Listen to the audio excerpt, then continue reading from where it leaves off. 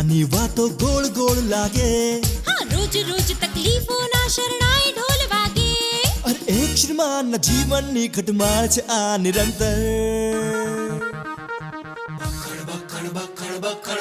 બકડ જંતર, બકુલનું બકડ જંતર, બકુલનું બકડ જંતર.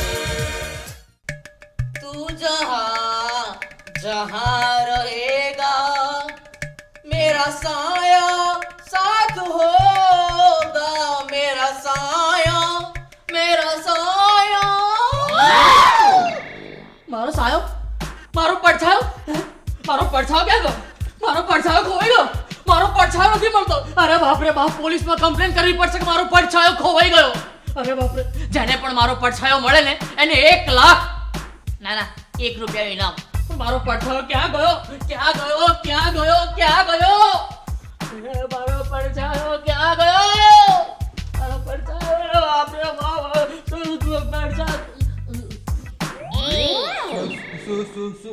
શું શોધો છો મોંડુભાઈ?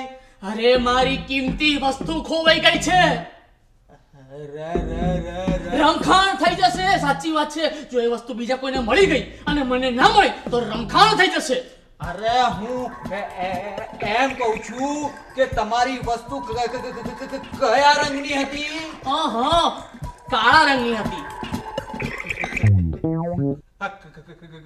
કાળા કામ ચાલુ કર્યા ક્યારથી? હું છે ને આમ શરમ પડે એવા કામ કરતો જ નથી. જો કે કેટલાક લોકો છે ને કામ ના કરે ને એમાં જ બધાને ફાંસી ફાફડા ફાફડા ખાવા છે. અરે ફાયદો થાય. શું ફાયદો? તમને ફાયદાની પડી છે? 2 દિવસ થઈ ગયા મારા બંનેવી છે ને ઓફિસના કામથી બહારગામ ગયા છે. આ બેલાબેન બેંકમાં ગયા છે અને છોકરાઓ નિશાળે ભણવા ગયા છે અને હું એકલો છું. મારો પડછાયો પણ જતો રહ્યો છે. બોલો શું હાથ ભાઈ? કેમ હાથ થયું? બકુલભાઈ છે ને એ બહાર ગયા હતા ત્યારે મને સૂચના આપીને ગયા હતા કે આ ઘરનું બરાબર ધ્યાન રાખજો અને પેલા મોન્ટુનો તો પડછાયો નહીં પડવો જોઈએ. શું વાત કરો છો યાર? આવું કહીને ગયા હતા? હા મોટું જલ્દી ઘરના બધા જ બારી બારણા બંધ કરી દે. હા પણ દીદી શું થયું? અરે શું થયું? મારી પાછળ હું બેંકમાંથી નીકળ્યું ને ત્યાંથી કોઈ પડછાયાની જેમ પડ્યું છે. મોન્ટુ તારો ખોવાયેલો પડછાયો મળી ગયો. રમણીકભાઈ પ્લીઝ, અત્યારે મજાકનો સમય નથી અને તમે અહીંયા ઊભા ઊભા શું કરો છો? જાઓ જલ્દી સોસાયટીનો મેઇન ડોર બંધ કરો. હા હું હમણાં જ જોઉં છું. આમે છે ને પડછાયો સોસાયટીમાં પડે નહીં ને એમાં જ ફાયદો છે. ત્યાં જતા હોય તો હવે અરે આવશે એ મને નહીં છોડે. કોણ દીદી કોણ? એ મને તું નામ ખબર હોત તો બોલો જ નહીં. અરે મને નથી ખબર એ કોણ છે. હું જ્યારથી બેંકમાંથી બહાર નીકળી છું ને ત્યારથી મારો પીછો કરી રહ્યો છે અને મને ખબર છે કે મારો પીછો કરતો છેક સોસાયટીના ઝાંપા સુધી આવ્યો છે. અરે મોટો જો મોટો આવ્યો. મોટો એ મને છોડશે નહીં. તું એક કામ કર, જે પણ હોય ને એને કહી દેજે કે જો મારું નામ પૂછે ને તો કે હે આ ઘરમાં રહેતા જ નથી. કાં તો ઘર છોડીને જતા રહ્યા છે. કંઈ પણ કહેજે પણ પ્લીઝ મારું નામ ના દેતો મોટું. કઈ પણ કહી દઉં? મોટું આવા સમયે ભાઈ જ પેન નિકાલ આવે ને પ્લીઝ. જો દીદી સાહેબ પણ ચિંતા ના કરતી. તું અંદર રૂમમાં જઈને આરામ કર. કોઈ પણ હશે ને હું એને ફોડી લઈશ. ઊની આંચ નહીં આવવા દઉં તને. હું રસોડામાં જાઉં છું. આજકાલ લોકોને રસોડામાં મુસીબત હોય છે અને હું મુસીબતના સમયે રસોડામાં જાઉં છું. જા દીદી.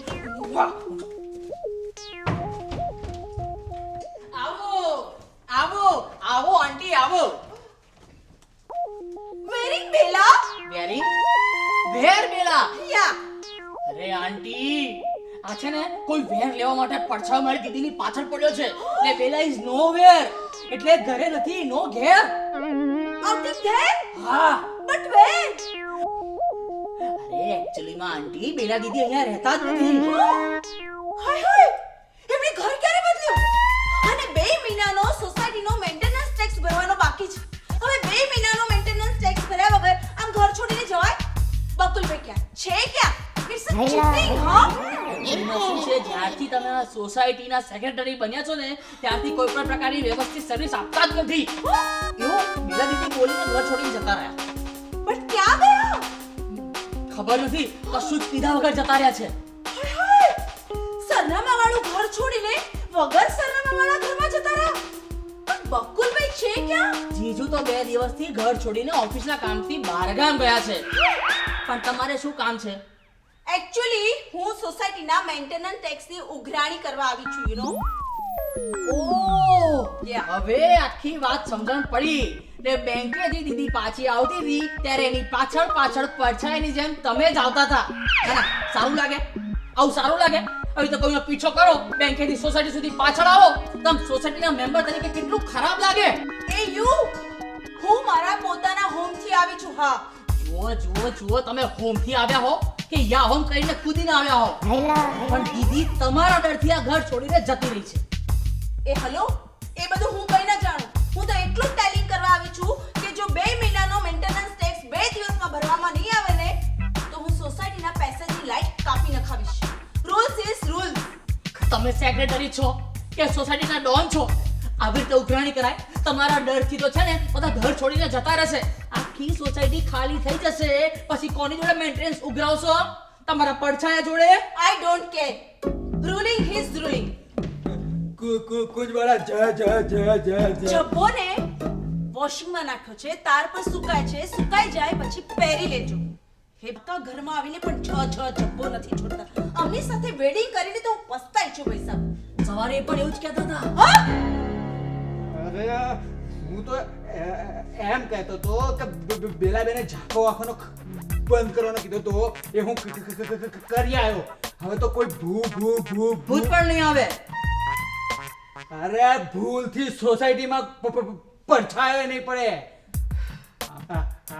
આમે પડછાયા વગરનું ભૂત તો અહીંયા જ છે. બકુલનું બખડ